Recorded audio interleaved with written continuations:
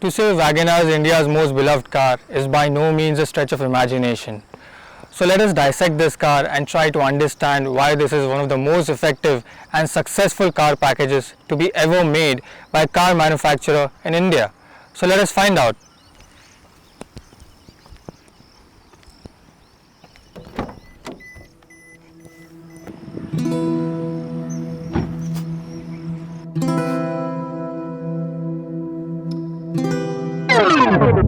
Also, in order to fully appreciate what WagonR has been able to do in the past 20 years, let's have a look at their history. What Maruti Suzuki has managed to do with WagonR is unprecedented in terms of pure volume of sales and customer satisfaction. The car has been a repeat buy for more than 25% customers. If you closely observe WagonR's history, there has been a gradual transformation in their cars.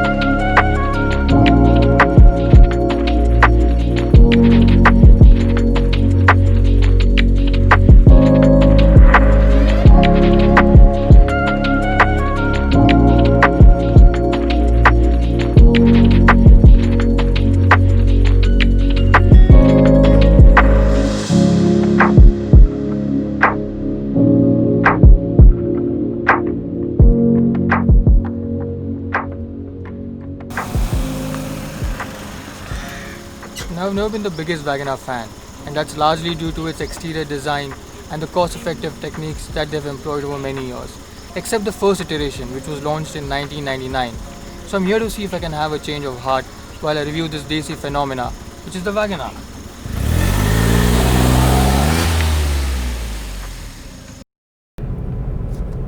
Now, WagonR has always been about more bang for your buck. And when I say value for money, the car that comes to my mind is WagonR. Because India is a place where the majority of the population is in middle class or lower middle class. And it has successfully managed to invent and establish a place for itself in the hearts of Indian customers. Because it caters to the needs and aspirations of millions of Indians. WagonR has become an icon, some sort of a subculture in Indian society, in a good way though. You'll see WagonR is being bought by all kinds of people from all walks of life. Small families, big families, first-time buyers, newlywed couples, taxis, fleet cars, doctors, engineers, and so on. Considering the fact that car ownership in India is still a moment of luxury for most homes, the quest still has been about providing best value at optimized excellence. This is why WagonR sits at the pinnacle when it comes to representing the Indian car culture, because WagonR fulfills a need rather than satisfying the want. Because when push comes to shove, the majority will go with efficiency. Now, straight off the bat, this is 1 liter VXI variant, so you'll see some minor visual changes in this when compared to the higher variants. Now, this new model is longer, taller, wider than the outgoing model. While it retains the practical tall boy design, along with inherent proportions that made WagonR so successful, this is just bigger in size, so this gets a better stance. What I also like is there is a sense of fluency in the design, the cohesiveness. You can see this is a very slim grille that goes well with the spearhead dual headlamps. There is this body panel that cuts in over here, which is a nice touch. Then you can see all the simple and straight lines have been smoothened out, and you have flared wheel arches. So, there is this welcome sense of fluency in this. There is a sense of tautness in this. And I think Maruti designers have done a good job of the metamorphosis of the WagonR. Now, let's have a look from the side and see what are the changes that they have made.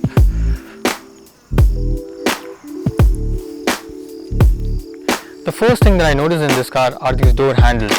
Now, these are from the previous generations.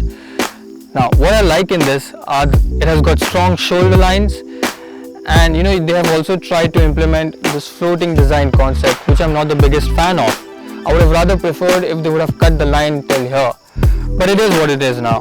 You've got 13-inch tires because this is VXI variant, and overall this is a very practical design, and you'll see the difference once you step inside this car. Now, the rear design is more cohesive and appropriate for this tall hatchback theme.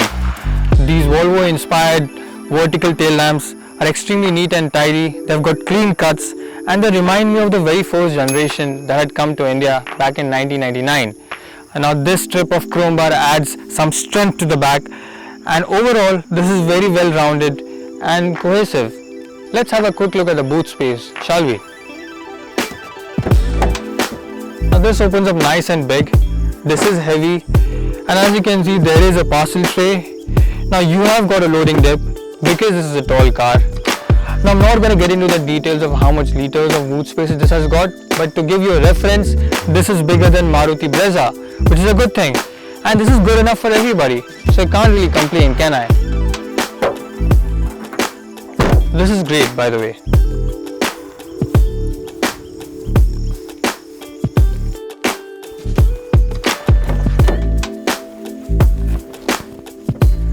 Now, I like talking about the door pads because I've said this before also, it is one of the most interesting components in car interiors. I've also said that Maruti Suzuki has been extremely cost effective in terms of using plastics in car interiors, and this is a classic example of that. You can see there is hard plastic everywhere. Yeah, there are a lot of cubby holes, you can house 1 to 2 liter bottles, but these door handles are nothing fancy. If this gets broken, you can easily replace it. These door switches are there in S-Cross also, which is a much more premium car. Maybe that car has got better quality, but this has got same design. So in India at times you have to be practical, and this WagonR is a classic example of that. So let's just move on to another topic, shall we?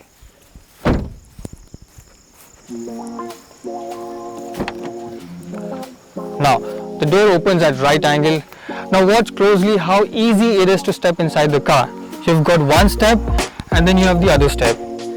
It is easier than S-Cross, which I reviewed last time, by the way. Now you can see there is acres of space. For your height reference, I am 5'6". Now this has got more space than some premium hatchbacks and subcompact sedans. For taller passengers also it is not going to be a problem. Now as you can see there is a lot of headroom, and yeah, let me bring you a bit closer to give you a better perspective of this. Now, as you can see, the amount of headroom you've got is immense.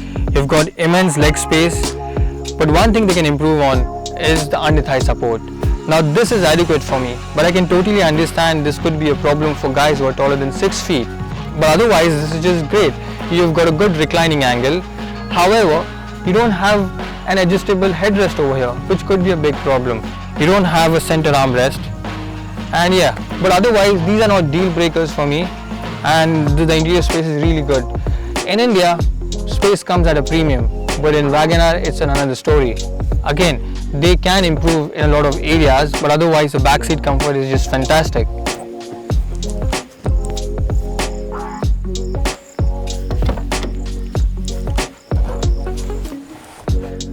Step inside this car and the first thing you notice is that the ingress and egress continues to be outstanding in this car. The amount of headroom you've got in this car is just still so welcoming. There is a sense of airiness in this cabin. The color combination used in this cabin, black and white, looks really cool. It is refreshing. What I do like is the repositioning of the lower portion of the center console. It has been brought more closer to the hand, which aids in quick shifting. Now you've got a nicely built steering wheel. It doesn't have steering mounted controls. You get that in higher variants like ZXi.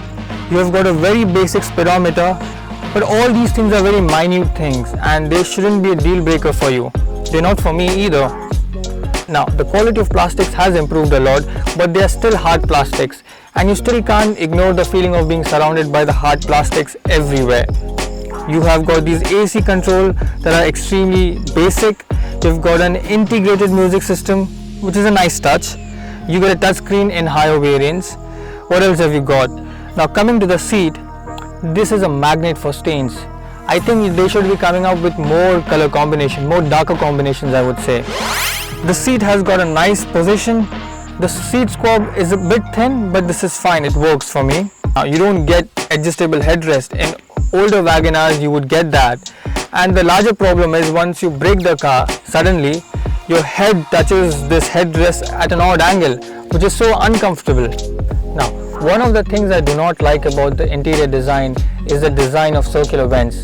I saw this for the first time in 2005-2006 in Ford Fiesta, and since then a lot of car manufacturers have used the same design in different cars, and I think now it's time for Maruti to come up with something new. Otherwise, the frontal visibility is great. You've got thin A-pillar, the bonnet is small, you can see the corners. This is going to be so easy to drive in cities and out on the highways as well. Now, let's talk about the driving dynamics of this car. This car has got two engine options, the 1 litre and 1.2, along with two transmission options, the manual and the AGS, which is the automatic.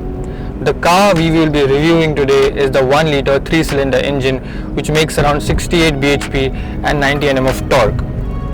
Now, unless you want to play street racing, which I strongly advise against, this engine should be more than adequate for the majority of the consumers. You also have to keep in mind that the 1 litre is lighter, is cheaper to run, more economical, and is very reliable.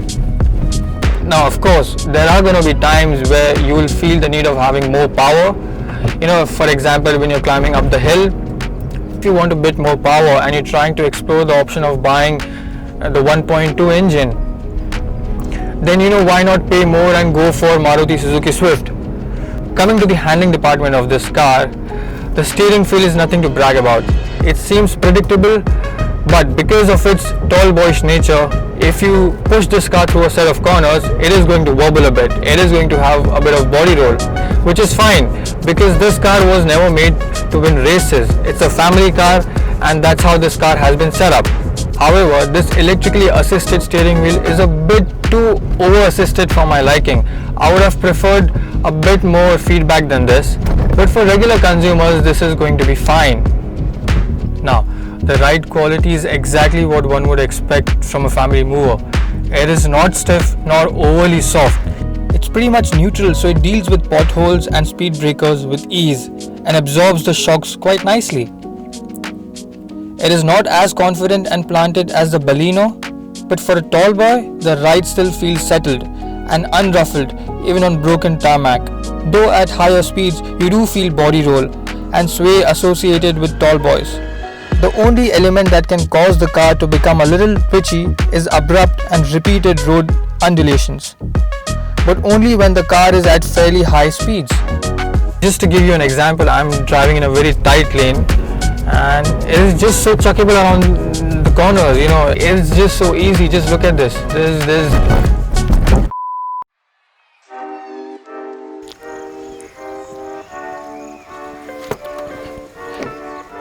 Now, the 2019 WagonR manages to retain what has worked for it over past so many years, which is spacious cabin and reliable engine, and it builds upon it by adding new design language, a cohesive design language.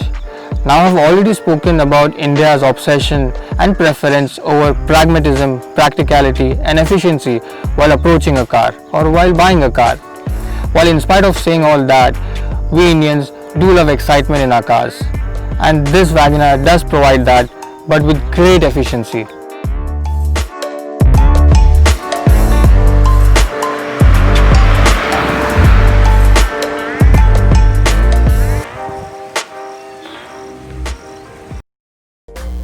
This is Affan&Co. I need you to subscribe now, or I'll be forced to shave my head. What? Subscribe now, or have to find a real job.